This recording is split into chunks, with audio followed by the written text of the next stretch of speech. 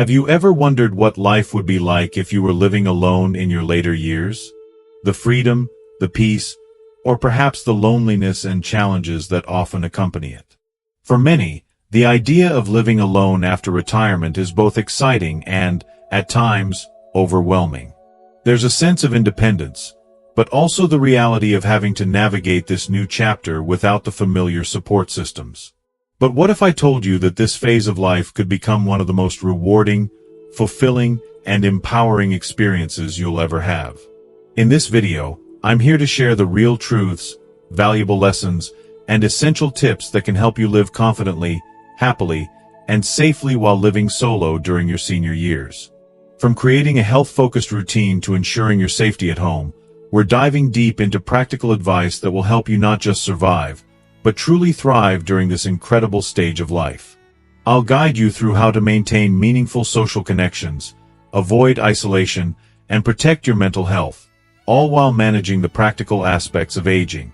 We'll also talk about how to stay financially secure, create a comfortable living space, and discover your new purpose in life, something that excites you and makes you look forward to each new day. So, if you're ready to learn how to turn your later years into an exciting adventure of self-discovery, independence, and joy, stick with me until the end. You'll walk away with powerful strategies and practical tips that will help you not only navigate your senior years but embrace them fully. Don't miss out. This is one video you'll want to watch from start to finish to transform how you live and thrive in your golden years. If you haven't already, I recommend subscribing to the channel and clicking the notification bell so you don't miss out on any of the upcoming videos. Your support means a great deal to me, and if you enjoyed this video, please consider liking and sharing it to help me continue spreading these valuable lessons. If you're enjoying the topic of this video, please comment 1 below. If not, leave a 0 to let me know what I can do to improve and make better content for you. Now, let's get started. 1. Cultivate social connections. My dear friends, one of the most important lessons I've learned from living alone is that we can't isolate ourselves. Let me take you back to when I became a widower about 10 years ago. In the beginning, I hardly left my house. There were days when I would go without speaking to anyone except the doorman at the building. I remember those long stretches of silence and how much it affected me. It wasn't just loneliness. It was like I was slowly losing my connection to the world outside. That's when I realized this wasn't doing me any good. Isolation might feel comfortable at first, but it only deepens the sense of being disconnected and alone. It's so important, no matter where we are in life, to maintain ties with the people we love and reach out to new people. Don't let living alone drive you further into solitude. You know what helped me? Every day, I make it a point to call one of my children or grandchildren, even if it's just a quick, "Hi, how's your day going?" It doesn't take much, but it makes all the difference. These little check-ins have become a part of my daily routine, and they keep me feeling connected and loved. But that's not all. I also found tremendous value in volunteering. I started volunteering at my local library a couple of times a week. Not only did I meet some amazing people, but I also felt like I was contributing to my community in a meaningful way. If you're someone who enjoys spending time with animals, consider volunteering at an animal shelter. You can walk dogs, feed cats, or just offer your companionship to these animals in need. If you prefer something quieter, perhaps consider knitting items for hospitals or nursing homes. It's a simple, yet profoundly rewarding way to give back. The key here is not to remain isolated. There's always something you can do to stay engaged and keep your social circle active. Invite a friend over for coffee, join a local book club, participate in activities at your community center, or even start a walking group in your neighborhood. The options are truly endless, and they all bring positive connections into your life. Remember, keeping social connections is not just about feeling good. It's also about taking care of our mental and physical well-being. Numerous studies show that maintaining relationships helps reduce stress, boosts our mood, and even supports heart health. Whether it's family, friends, or new acquaintances, These relationships help keep us feeling vibrant and full of life. 2. Prioritize your health. Now, let's talk about health, my friends. This is a crucial element when living alone, and trust me, I've learned that the hard way. I'll admit, in the beginning, it was a real challenge for me. Without anyone around to remind me to take my medication or encourage me to stay active, it was easy to slip into unhealthy habits. It's amazing how quickly the days can pass when you're on your own, and before you know it, you realize you haven't been doing what you need to do to stay healthy. But I soon understood that if I wanted to maintain my independence and quality of life, I had to take better care of myself. So, I made health a top priority, starting with establishing a routine. Every day, after breakfast, I take a 30-minute walk in the park near my home. At first, it wasn't easy. I had to push myself to get out the door. But now, it's become such a part of my day that I miss it when I skip it. That walk not only keeps me physically active, but it clears my mind and helps me start my day on the right foot. To keep track of my medications, I use a simple pill organizer with compartments for each day of the week. Every Monday, I prepare my medications for the whole week. It's a small act, but it makes a huge difference in ensuring I don't forget anything important. Plus, I set an alarm on my phone as an extra reminder, so I know exactly when to take each dose. These little systems keep me on track, and I've found them to be incredibly helpful in maintaining my health regimen. But it's not just about physical health. Mental health is just as important. Living alone can sometimes make you feel down or isolated, especially on tough days. I've found that meditation has made a world of difference in how I feel. Every night before bed, I spend 10 minutes doing breathing exercises and practicing relaxation techniques.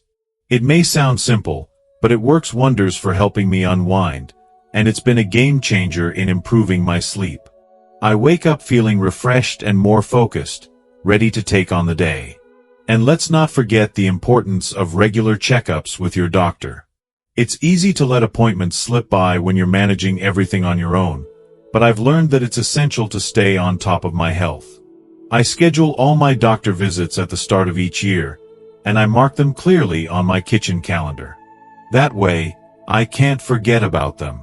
It's a small step, but it ensures I'm staying proactive with my health care. Remember, taking care of your health is not a luxury, it's a necessity, especially when living on your own. It may require some effort to get into the habit, but once you make it part of your routine, you'll feel the difference. Your health is your greatest asset, and it's never too late to start prioritizing it. 3. Ensure your safety. My friends, when we talk about living alone as we get older, one thing that should always be at the top of our priority list is safety. Now, I'll admit, at first, I didn't give it as much thought as I should have. I was just going about my life, thinking things would be fine. But then, I had a small scare, a moment I won't soon forget. One afternoon, I slipped into the bathroom and found myself unable to get up. I was stuck there for nearly an hour, feeling helpless and vulnerable.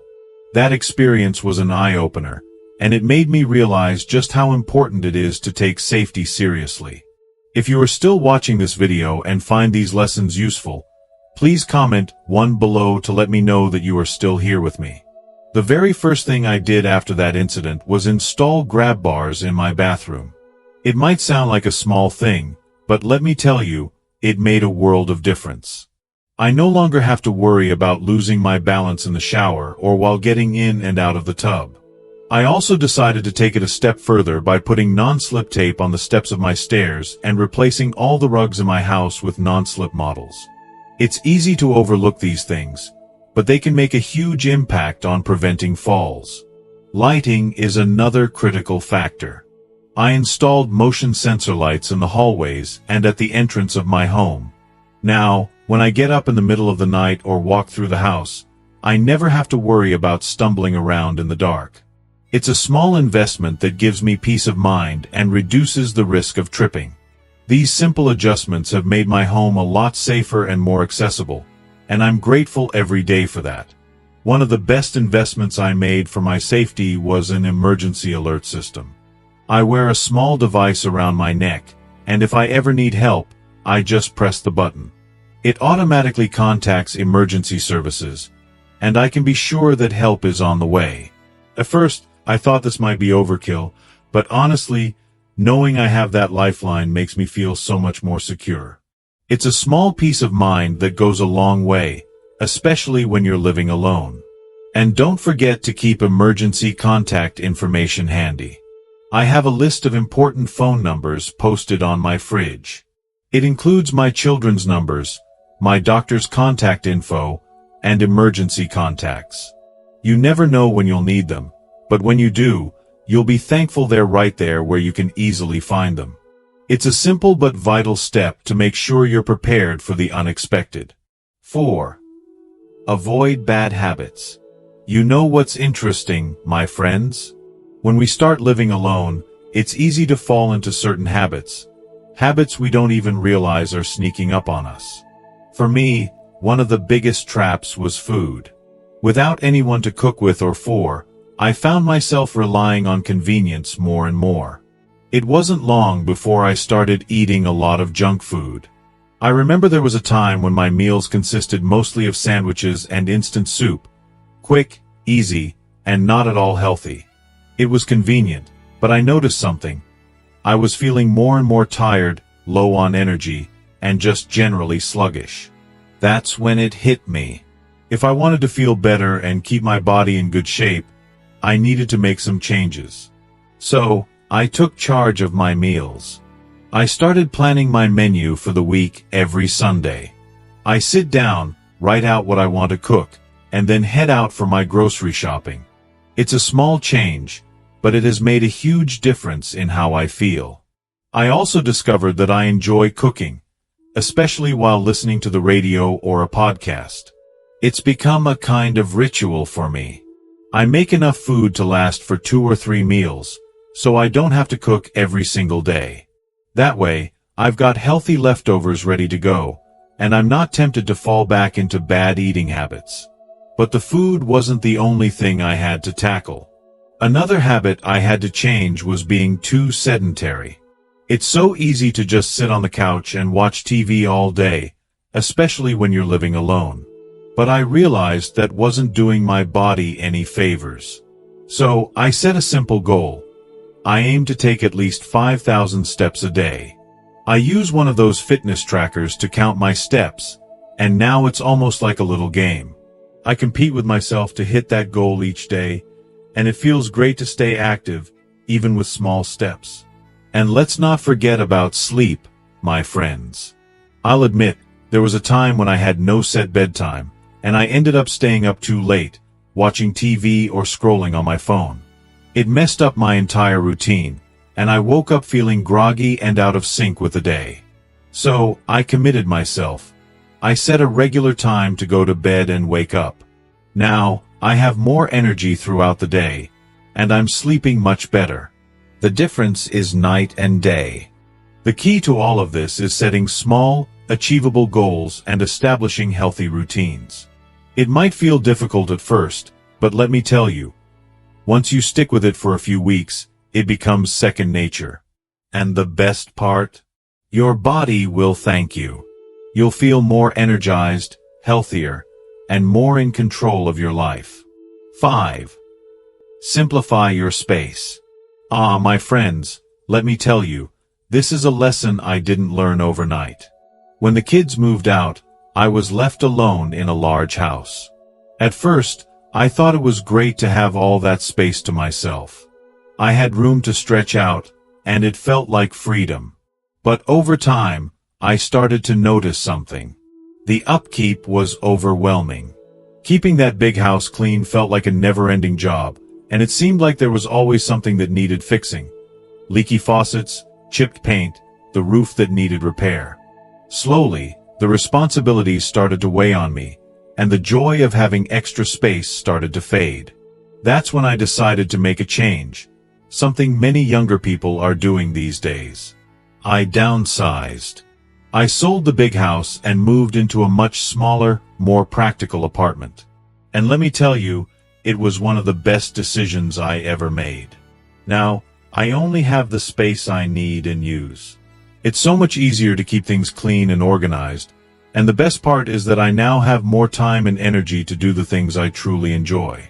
No more worrying about home repairs or spending my weekends cleaning every nook and cranny.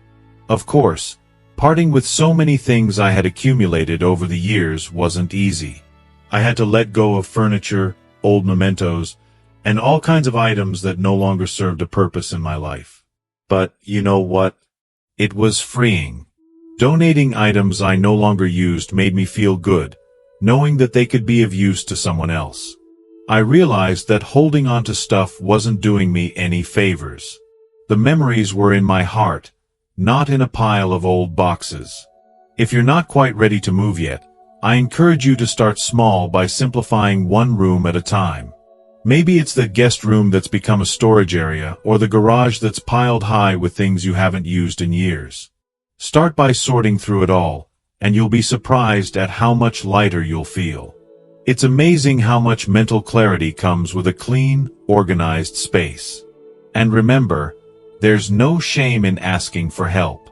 If cleaning or maintaining your home feels like too much, consider hiring someone to give you a hand, even if it's just once a month.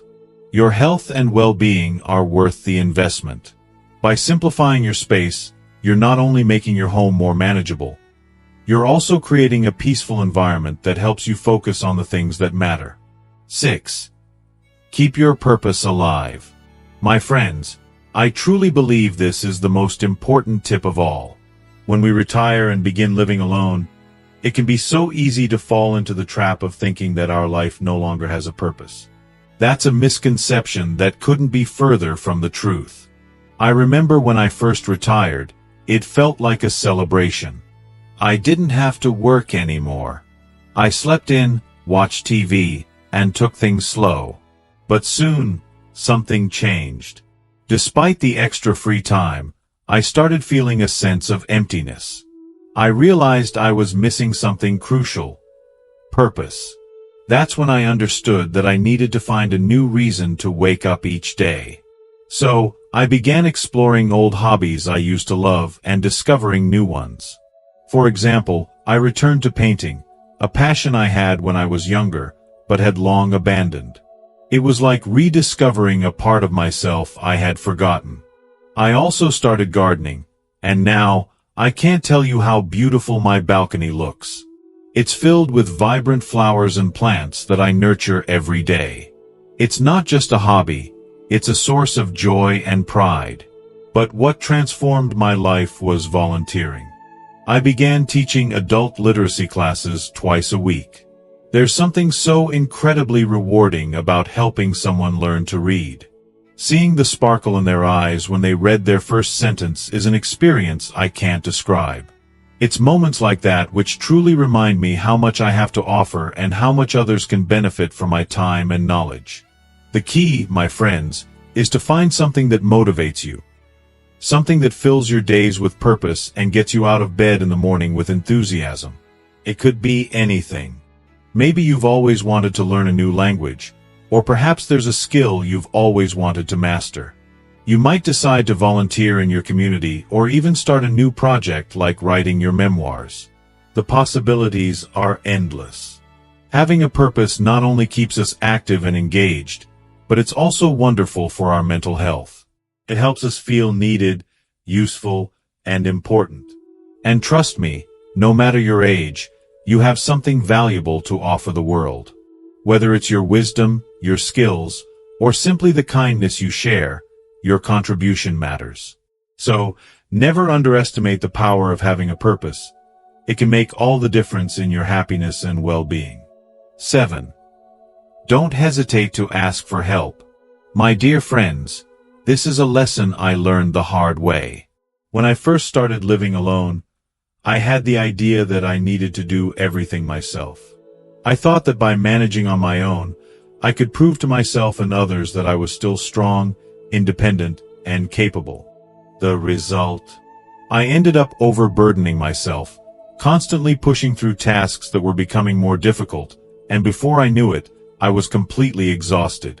It wasn't until I nearly fell while trying to change a light bulb, something that would have been no trouble a few years ago, that I finally understood there was no shame in asking for help. That moment was an eye-opener. I realized that asking for help isn't a sign of weakness. Rather, it's a sign of wisdom. It's about recognizing when you need support and being wise enough to reach out. And that's exactly what I did. Now, when I need to tackle home repairs that are too big for me to handle on my own, I don't hesitate to call my son-in-law or a neighbor for help. It's so much easier and safer to have someone assist with tasks like fixing a leaky faucet or repairing a broken step. For heavier cleaning tasks, I made another decision that has improved my quality of life. I hired a cleaning service. Once a month, they come in and take care of the things I can't keep up with anymore. I found that this small investment makes a world of difference, and it's well worth it for my physical and mental well-being. But asking for help doesn't only apply to practical tasks. Sometimes, the emotional weight of living alone can feel just as heavy. If I'm feeling lonely or down, I don't hesitate to reach out to a friend or family member. Just talking with someone can lift my spirits and remind me that I'm not alone. Whether it's chatting with a loved one or sharing a cup of coffee with a friend, these little moments of connection are invaluable. I also discovered the incredible support available through community groups. At my local community center, there's a support group for older adults living alone. I started attending those meetings, and it made me realize that I'm not alone in my experiences. I've met wonderful people, and we've shared tips and advice that have helped me navigate this new chapter in life. We support each other in ways that make a real difference, and it's comforting to know that there's a network of people who understand what I'm going through. Remember, asking for help doesn't take away from your independence, it strengthens it. Knowing when to ask for support means you're taking control of your well-being and ensuring you can continue living safely and happily for longer. So, don't be afraid to ask for help when you need it. We all need it sometimes, and there's no shame in that. 8. Take care of your environment. If you are still watching this video and find these lessons useful, please comment 2 below to let me know that you are still here with me. My friends, let me tell you just how important it is to keep our homes in order when we're living alone. I'll admit, in the beginning, when I became a widower, I let things slide.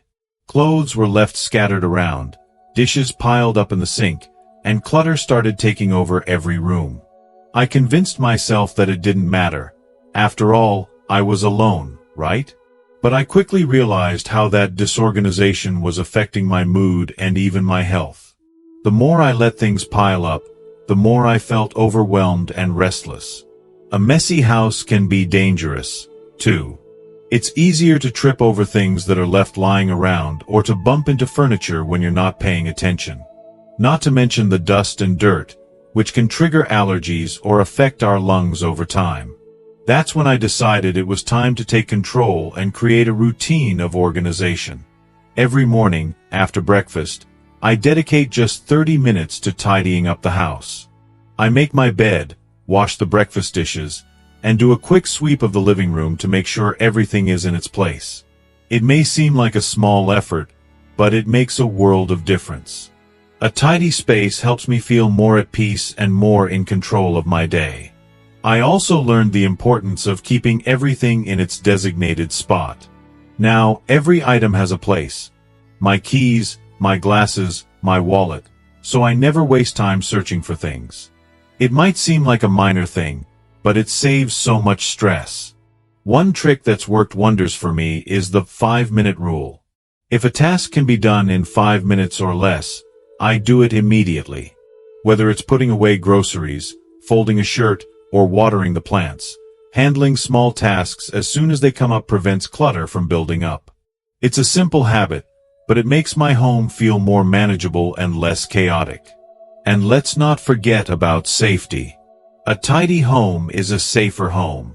I make sure hallways and stairs are clear of any obstacles, and I tuck away any loose cords or cables that could be a tripping hazard. I also made sure the lighting was good, especially in dark corners or along stairways, so I could move around without worrying about falling. A clean and organized home not only helps us stay safe but also promotes peace of mind. When my home is neat and orderly, it feels like a sanctuary. It's much more pleasant to relax in a well-kept house, and it lifts my spirits in ways I hadn't expected. Keeping your environment in good shape is one of the simplest ways to improve your overall well-being, and it helps us maintain our independence for much longer. So remember, a clean and organized home isn't just about aesthetics. It's about creating a space that makes you feel calm, secure, and happy. And that, my friends, is priceless. 9. Establish a routine. My dear friends, when I first started living alone, one of the things I missed the most was having a routine. Without the structure of work or the presence of family, the days started to blend in a blur.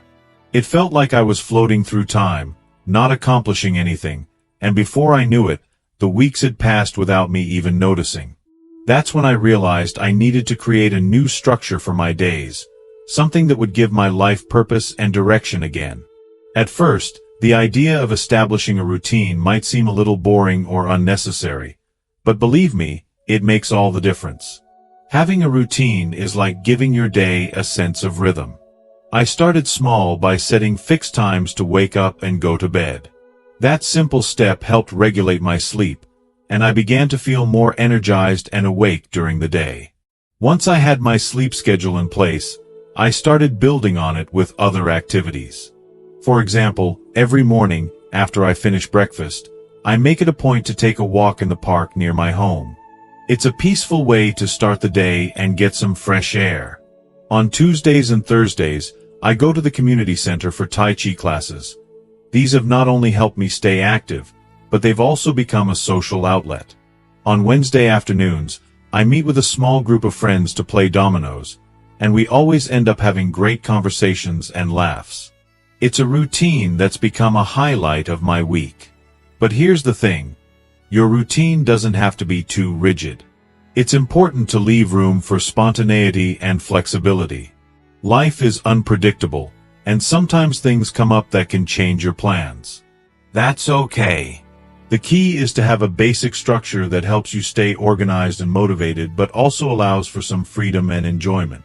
One trick that works wonders for me is using a calendar on the kitchen wall. I write down all my activities, appointments, and commitments, so I always know what to expect each day. It's a simple visual reminder that helps me plan and stay on top of everything. I no longer feel like I'm scrambling to remember what I need to do, and that gives me peace of mind. Having a routine does more than just help us manage our time. It's also great for our mental health.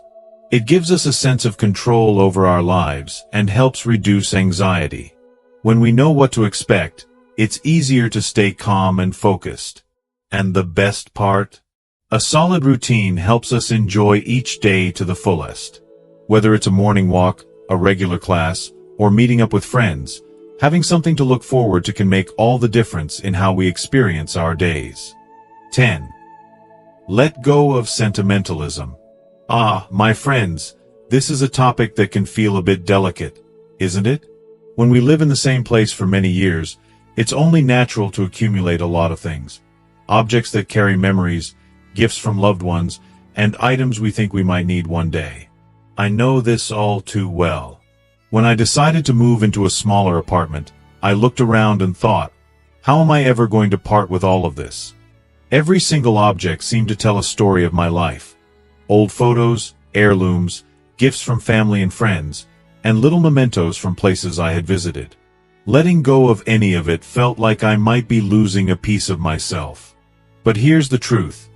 I soon realized that keeping everything was weighing me down, literally.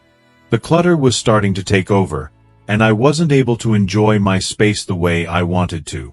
It was then that I decided to make a change. I started letting go of items that no longer served me. I donated duplicate kitchen utensils, books I knew I would never read again, and other things I'd held onto out of habit rather than need.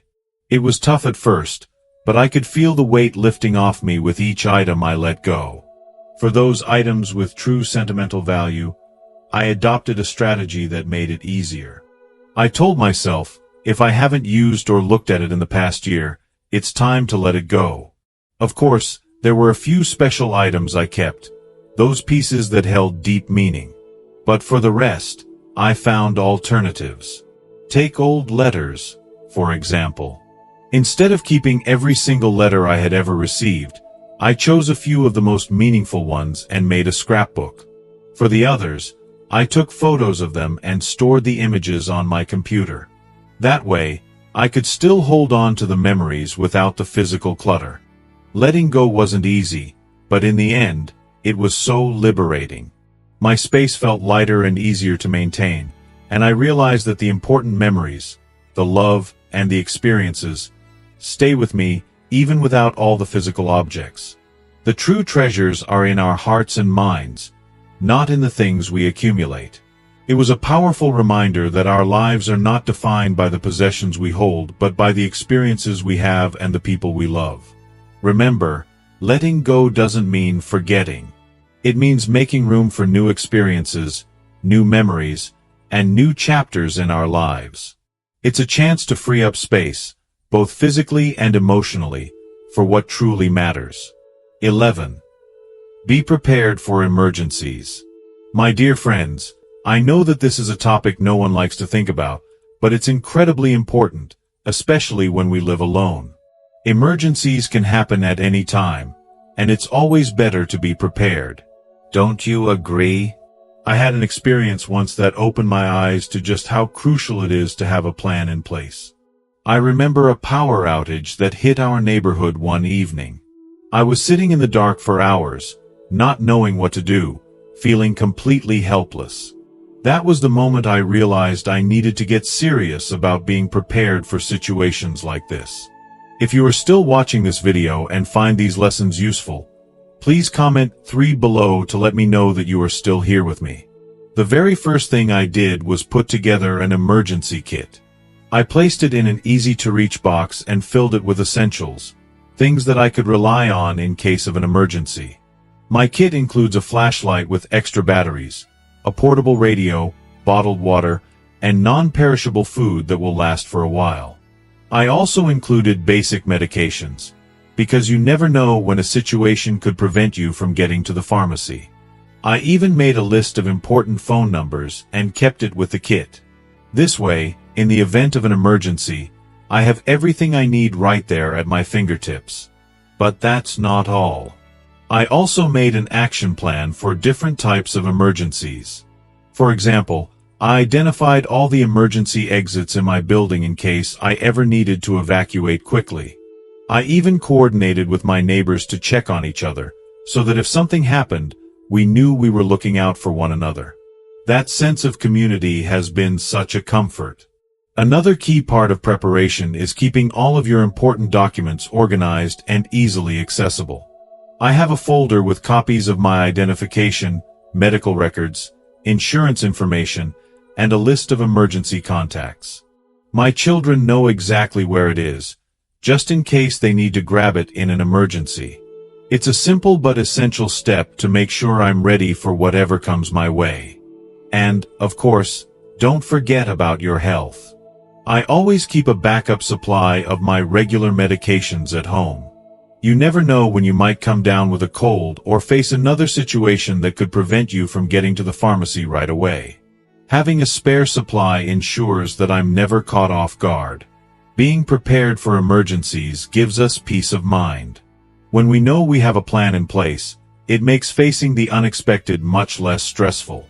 It allows us to stay calm and take control when things go awry. So, my friends, take the time to prepare. Having a plan in place makes all the difference when living alone. It's a small effort that can have a big impact on your safety and well-being. 12. Keep your finances in order. Well, here we are, money. I know this is a topic that many people shy away from, but it's incredibly important, especially when we're living alone in our later years. I remember when I retired, I felt a bit lost when it came to my finances. My income had decreased significantly, but the bills kept piling up, and I wasn't sure how to manage everything. That's when I realized I needed to get my finances under control to maintain my independence. It wasn't easy, but it was necessary. The first step I took was creating a monthly budget. I started by writing down all my fixed expenses, things like rent, utilities, and health insurance. Then I'd look at how much money I had left for other needs, like groceries, transportation, and the occasional treat. I keep track of everything in a simple notebook, but I know some people prefer to use a computer or smartphone app for budgeting. Whatever works for you is fine, as long as you have a system in place. One tip that has helped me is the envelope method. At the beginning of each month, I divide my money into different envelopes. One for bills, one for groceries, and one for any leisure activities or small luxuries I might want. This method gives me a clear visual of how much I can afford to spend in each category and helps me stick to my budget without overspending. It's a simple system, but it's made a huge difference in keeping me on track. I also realized the importance of having an emergency fund. It's something I never truly thought about before, but now I set aside a small amount each month, even if it's just a little bit. You never know when something unexpected will happen. Maybe an appliance breaks down, or you need medical care that's not covered by insurance. Having that extra cushion gives me peace of mind, knowing I'm prepared for those unforeseen expenses. And here's something else I learned along the way. Don't be afraid to ask for help if your finances are tight. Many banks offer financial advice for retirees, and there are trusted family members who might be able to offer guidance or assistance. There's no shame in reaching out. Finances can be complicated, especially after retirement, and it's okay to seek support when you need it. Remember, keeping your finances organized isn't about being stingy. It's about ensuring that you can continue to live independently and comfortably. It's about protecting your financial security so that you can enjoy this phase of life without the constant worry of money hanging over your head. We all want to live our later years with peace of mind, and managing your finances wisely is a big part of making that possible. Well, my friends, we've covered a lot today. We've explored how to live independently and thrive in your later years by prioritizing your health, staying safe, managing your finances, and creating meaningful routines. I hope you found these tips helpful and inspiring as you navigate this wonderful chapter of life. Now, I'd love to hear from you. What's one thing you've learned so far that you plan to bring into your own life? It could be something as simple as setting a routine, asking for help, or managing your finances differently. Please share your thoughts in the comments below. I'd love to know what resonated with you the most. If you like this video, please leave a comment below, and don't forget to like, share, and subscribe to our YouTube channel. Your support means so much, and it helps us continue to bring you helpful, life-changing content. Thank you for watching, and I'll see you in the next video. Take care and stay empowered.